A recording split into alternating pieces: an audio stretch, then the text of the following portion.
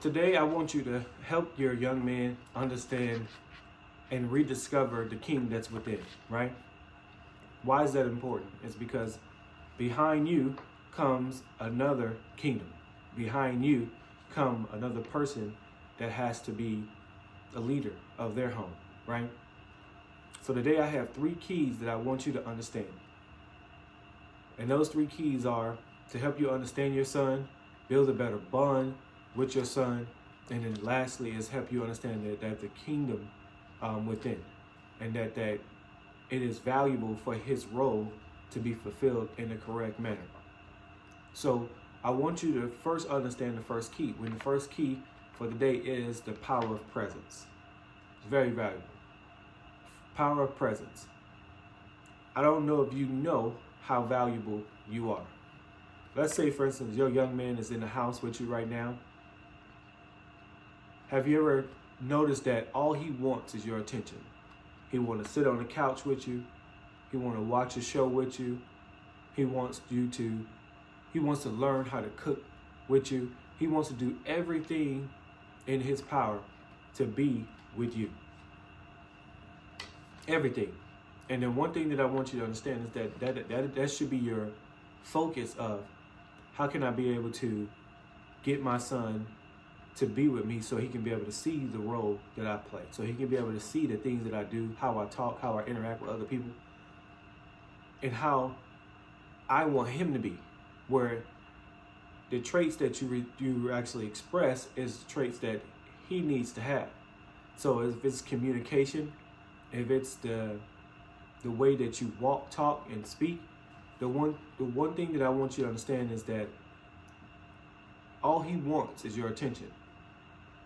By him being around you, by him just wanting to be there with you, it should be one of those things where all you want to do is fulfill that, right?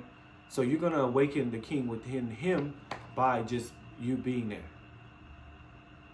It may seem simple, like, hey, just being there is going to help. No, that's part of it. Because when you're there, the things that you're going to say and do, he's going to pick up here and there. He's going to pick up the gems that you're going to leave behind. He's going to pick up the things that you've been saying. He's going to pick that up.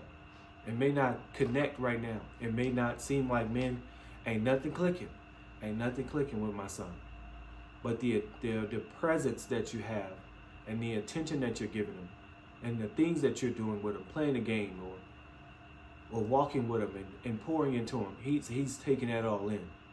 Because he's going to remember everything that you are doing right now together. He's going to remember that. That is our first key, the power of presence.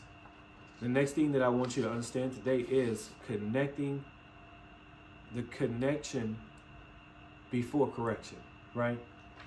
Now, this only applies, I would say, that I've been really thinking about this one. And the reason why I wrote this down is because, let's say you've been in the house, but you haven't been present. The one thing I would say at all is that if you haven't been present, you have to connect before you correct. Like, you can correct before you connect. You can, but it's going to be a battle at times. It's going to be a battle when you say something or when you want them to do something. This is one of those things where you got to be like, you got to pick your battles. You got to pick your battles, because I think this falls in line with those who are not in the home. Now, we just focus on the power of presence. Now, that goes for both sides, where you said that power of presence is that for those who are in the home, right? But those who are outside of the home and you haven't been present at all, and now you're trying to correct me, it's going to be rough for you, because you're trying to get your son to do something that you haven't showed him to do. Make sense? So this was one of those, like, I think this will be relatable, because you're trying to, okay, so for instance, let me give you an example. You want your son to treat women a certain kind of way, right? When you are showing them with their mom how to treat women, I don't want their mom, but I'm going to go over here, build a whole nother entire family, and I don't pay you no attention because you don't want to listen to me. That's not cool. It's not the right way to do it. That's definitely not the right way to do it. You can't come in here and tell me what to do, and then one moment and then go out to your other home. You can't do that. Now, you if you try to do that, it's going to be a different roadmap for you, because then it's going to be pushback. Then there's going to be talking back. Then there's going to be either fists going back and forth. The reason why is because you're trying to tell me something when you haven't been present. Now you missing the key, right? You want to tell me something, what to do, how I should do them, when I should do them, but yet you haven't done the first key, which is the power of being present. Because your presence is what will lead to connection. If you've been connecting, if it's through text, if it's through phone, if it's through email, I don't know how you communicate. If you have to email. But if it's one of those things where if you have been being consistent with your connection, right? You have been coming, you have been talking, you have been doing everything that you need, then the correction will come easy. But if you, and somewhere down the line, if you broke the connection, correction is not going to come easy. So that's what I would like for you to understand, is that, remember, in order for you to connect before you correct, you have to listen first. So this all goes in line. So presence comes from understanding, attention, right? Connection is listening and providing information, right? So that's what I want you to understand with these first two keys, because this last key is going to be one of those things that will unlock the treasure chest. And that chest is their heart. And behind that unlocked treasure chest is going to give you access to the things that they're thinking about, things that they want to do, how they want to do them, and how you can help alongside them to go about getting them to do what you want them to do. And the last key, remember, we have the power of presence, we have we have connection before correction, right? Here's the last part, is initiate the quest. Because you can do the first two steps right, but if you don't initiate the quest, this means like I'm going to initiate the things that we do. We want to go to the park, we want to go for a hike, we want to just walk around the block one time and talk.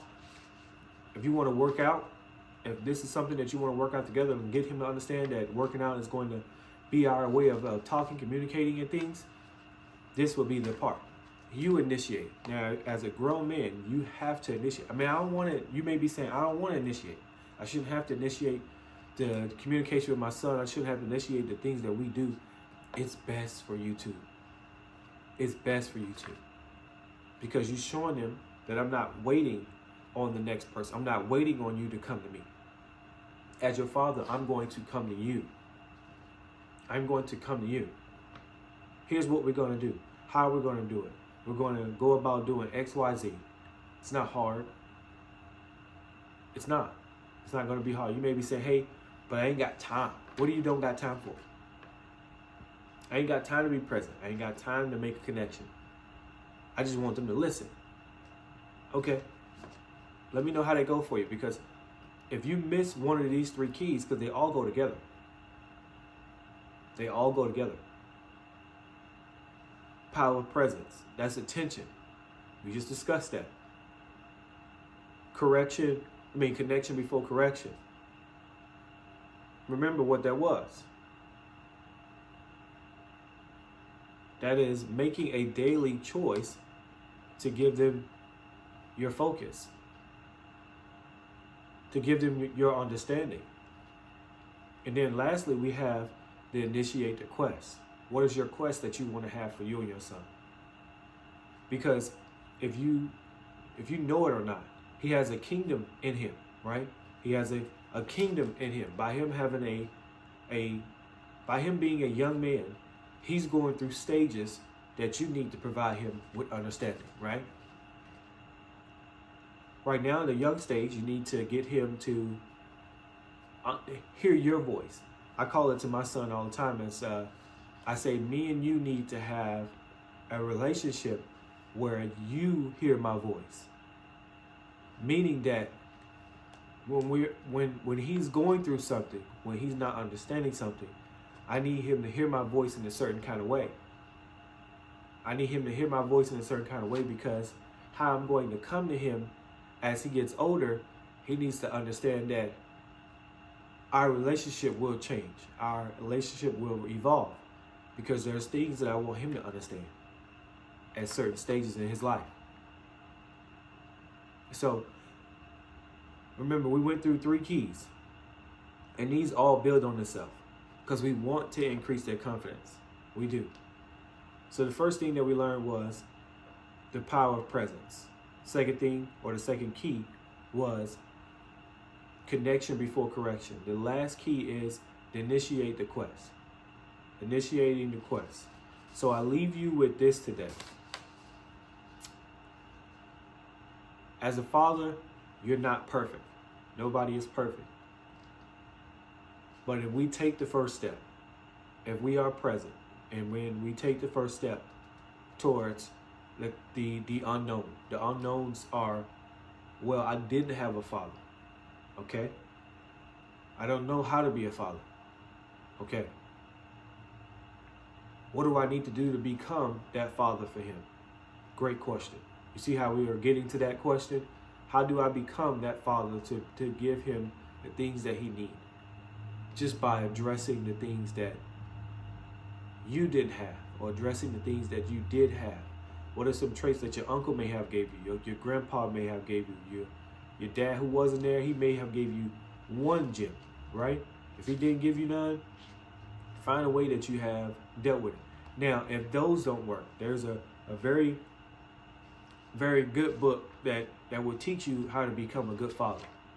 Because there's a father in there that will teach you how to be that father for your son. It's the Bible. I want you to read it, because when you read it and understand it, now you may look at the Bible and say, hey, I don't really know where to start.